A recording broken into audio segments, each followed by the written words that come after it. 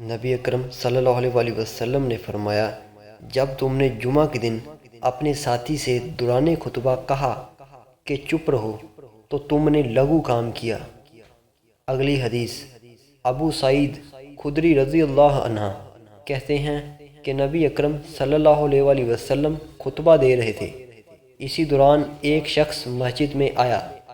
آپ صلی اللہ علیہ وآلہ وسلم نے فرمایا، کیا تم نے نماز پڑھ لی؟ اس نے کہا، جی نہیں۔ تو آپ صلی اللہ علیہ وآلہ وسلم نے فرمایا، 2 رکعت پڑھ لو۔ اگلی حدیث، جو شخص جمعہ کے دن لوگوں کی گردنیں پھلانگے گا وہ جہنم کی جانب پل بنائے گا۔ اگلی حدیث، نبی اکرم صلی اللہ علیہ وآلہ وسلم جب جمعہ کے دن ممبر سے اترتے تو صرف ضروری امور سے متعلق گفتگو فرما لیا کرتے تھے۔ اگلی حدیث، رسول اللہ صلی اللہ علیہ وآلہ وسلم نے فرمایا، جس نے 3 جمعے سستی سے چھوڑ دیے اس کے دل پر مہر لگ گئی۔ اگلی حدیث، نبی اکرم صلی اللہ علیہ وآلہ وسلم نے فرمایا، جس نے جمعہ جان بوجھ کر چھوڑ دیا تو وہ 1 دینار صدقہ کرے، اور اگر 1 دینار نہ ہو سکے تو آدھا ہی صحیح۔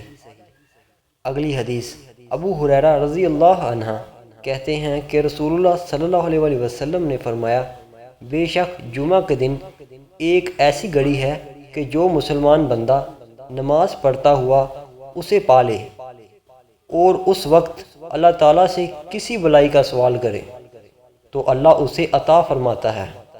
اور آپ صلی اللہ علیہ وآلہ وسلم نے ہاتھ کے اشارے سے اس وقت کو بہت ہی مختصر بتایا۔